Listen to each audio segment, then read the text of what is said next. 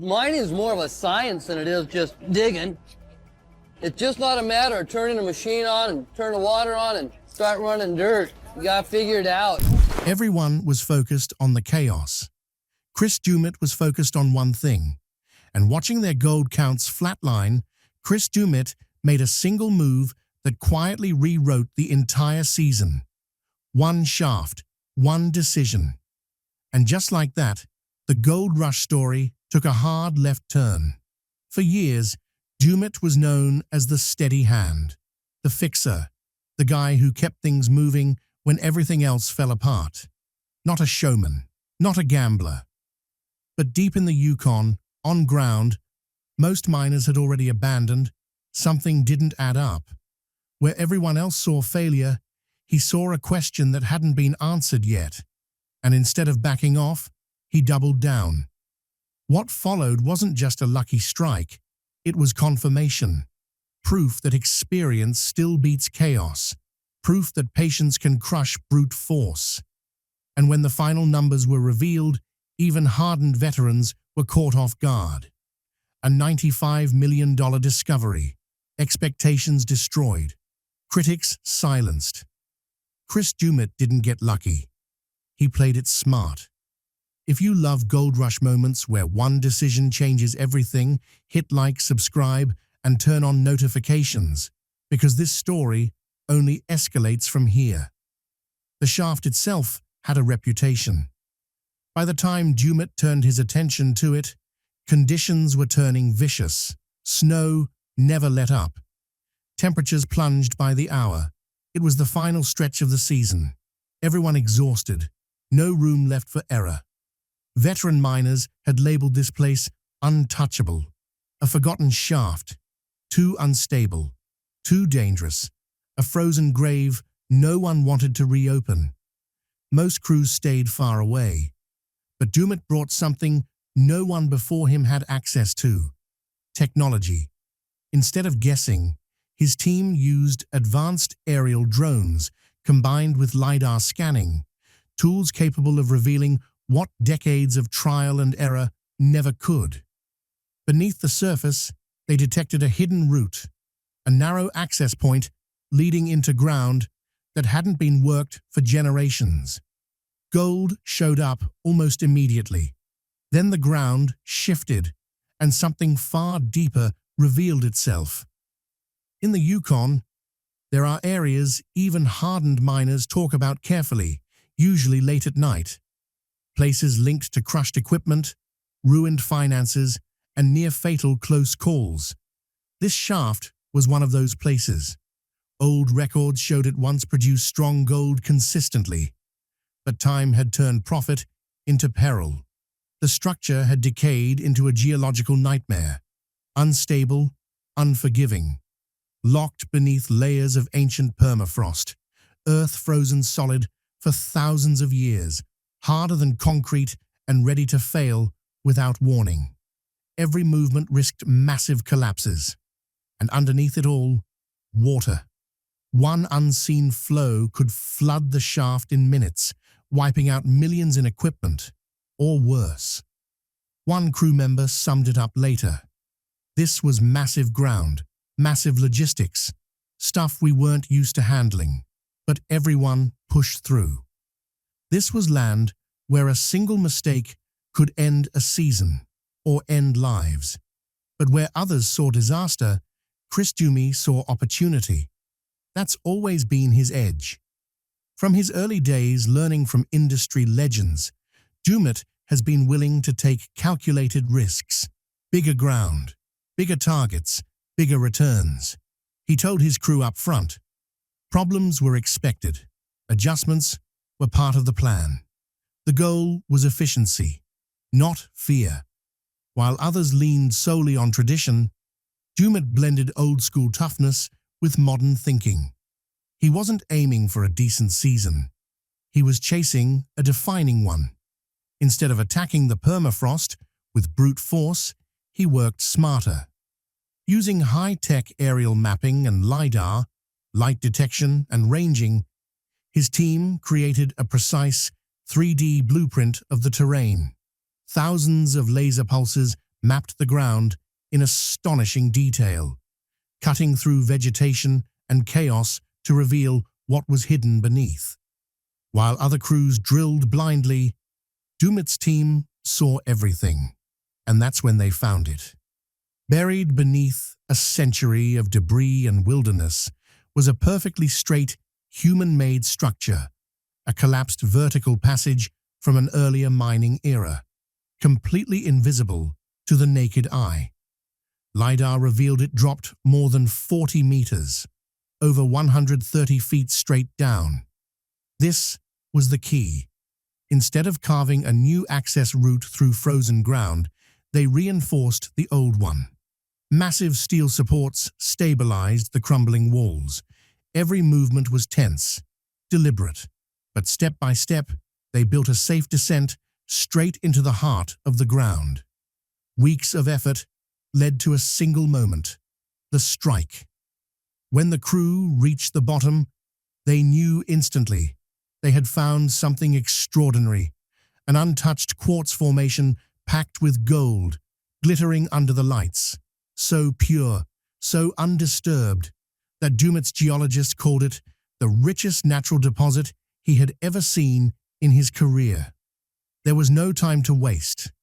News like this attracts attention. So the crew worked non-stop, driven by adrenaline and urgency. And here's where it gets unreal. In just 72 hours, 3 straight days of non-stop work, they pulled out over 4,000 ounces of gold. The value, more than $10 million, enough to cover fuel, payroll, and operations in a single weekend. The gamble had paid off, but this was only the beginning. Further analysis revealed something even bigger. The quartz vein didn't stop there. It stretched far deeper, nearly 2 kilometers underground, roughly 1.25 miles. Based on the density and quality of what they had already recovered, the projections were staggering. Another $95 million still buried below. If they could extract it, this wouldn't just be a successful season.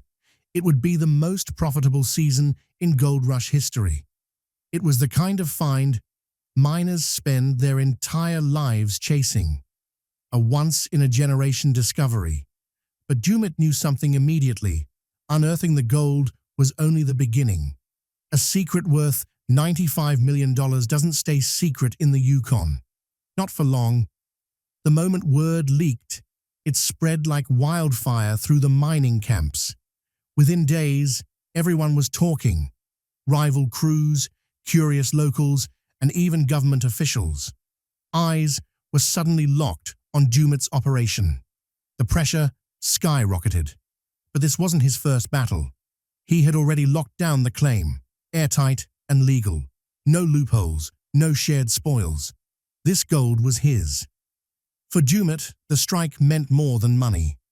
It was validation, proof that years of risk, discipline, and stubborn persistence had finally paid off. Speculation rippled across the region. Had Chris Doumitt just uncovered the largest gold discovery of the modern era? Had he rewritten the rules of the Yukon? This wasn't just about gold anymore. It was about power.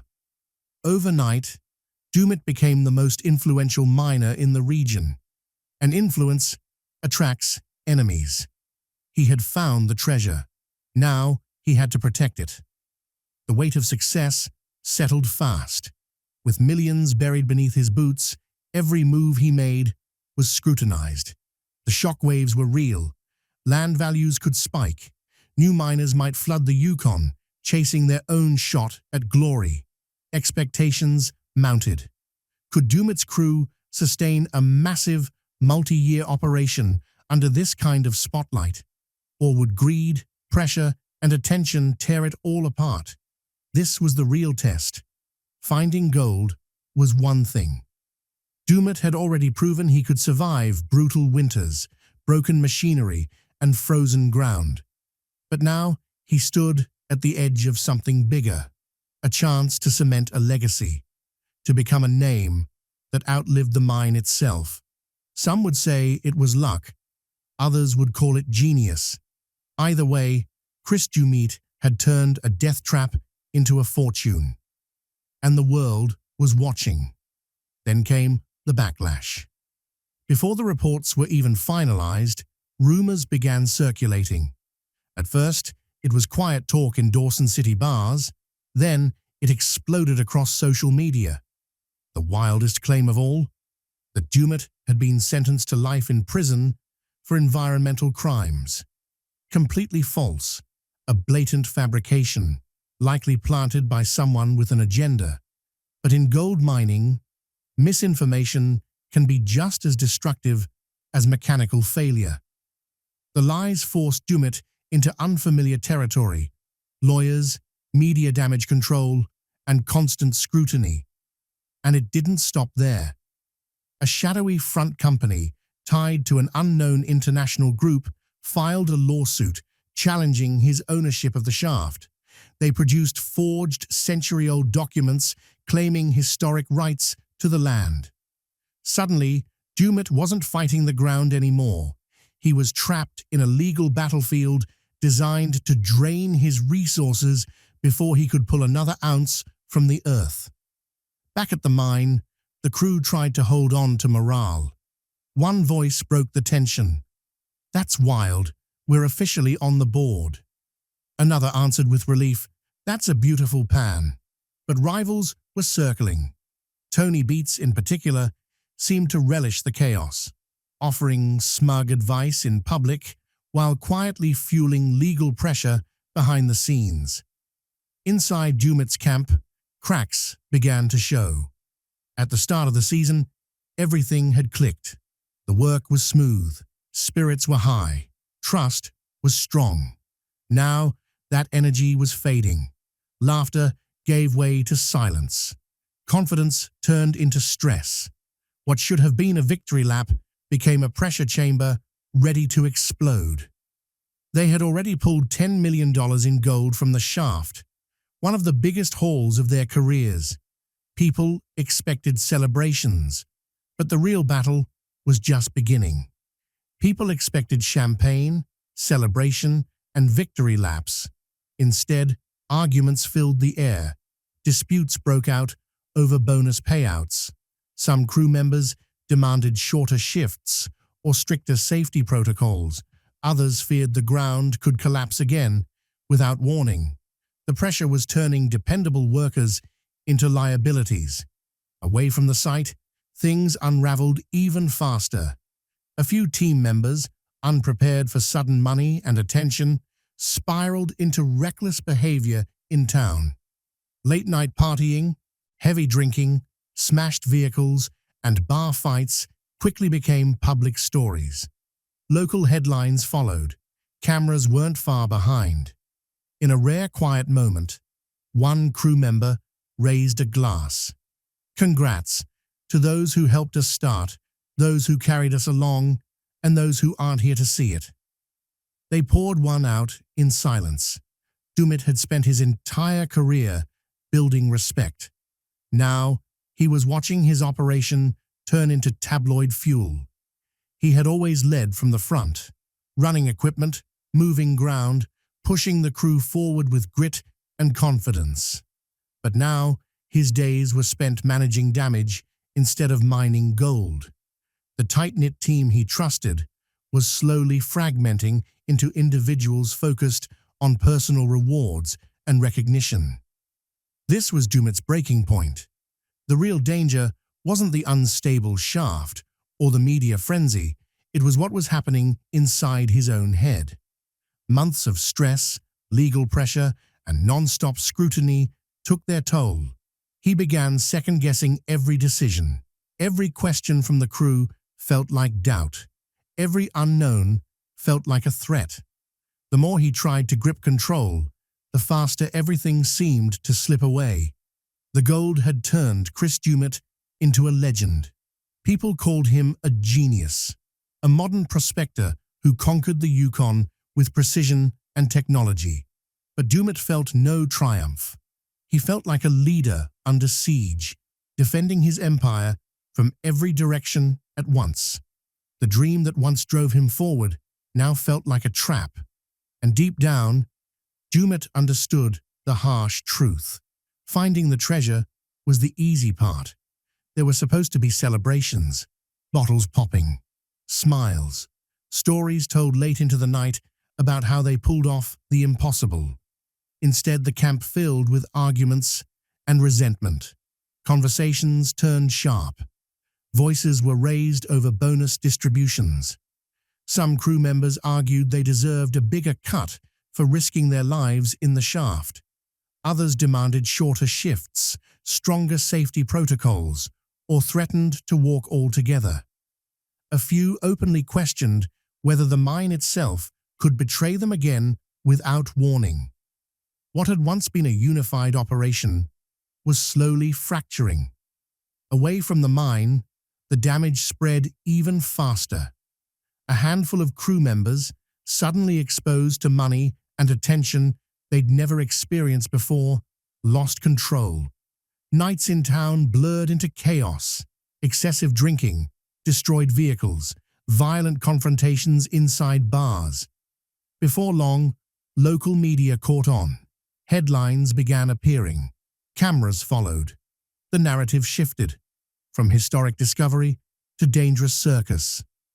During one quiet night, surrounded by exhaustion and noise, a crew member stood and raised a glass. "Here's to the ones who helped us get started," he said, "and to those who helped along the way but aren't here to see this." The room fell silent as they poured one out. For Doumitt, it was painful to watch. He had dedicated his entire life to earning respect in an industry that gives none easily. He had always been present, running machines, moving dirt, standing shoulder to shoulder with his crew. His leadership was built on action, not words. But now, instead of extracting gold, he was putting out fires, legal calls, media damage control, internal disputes. The mine that once ran like clockwork now felt like it was constantly on the edge of collapse. The crew he trusted was no longer a single unit. It had become a collection of individuals, each focused on their own payout, their own recognition, their own survival. This was the moment everything could be lost. Yet the most dangerous threat wasn't outside pressure or rival miners. It wasn't lawsuits or public scrutiny. It was happening inside Doumitt himself. Months of relentless stress wore him down. Every legal notice felt like an ambush. Every rumor felt like an attack. Even routine questions from his crew sounded like challenges to his authority. He started replaying decisions late at night, wondering where things had begun to slip. The confidence that once drove him forward slowly gave way to doubt. The harder he tried to maintain control, the more fragile everything seemed. From the outside, Chris Doumitt looked unstoppable. Media painted him as a mastermind, a modern pioneer who cracked the Yukon with technology and nerve. Other miners whispered his name with envy, some with admiration, some with resentment. But Doumitt felt none of it. Inside, he felt cornered, like a ruler defending a kingdom under siege from every direction at once. The discovery that once represented freedom now felt like a prison, built of expectations, money, and attention. There was no room to slow down, no space to fail. Too many eyes were watching. He understood something most people never do. Striking gold doesn't end the struggle. It changes it. Now, every decision carried enormous weight. Expand too fast, and the operation could collapse. Move too cautiously, and competitors would exploit weakness. One misstep, financial, legal, or personal, could erase everything he'd built. The shaft had made him famous, but fame was proving far more dangerous than frozen ground. Deep down, Doumitt knew the truth that few miners ever admit out loud. Discovering the treasure is only the first battle. Holding on to it, protecting it from greed, pressure, rivals, and even your own team is what destroys most empires. Surviving what came next was the real challenge. Do you think Chris Doumitt can handle the pressure, or will it all collapse? Let us know in the comments.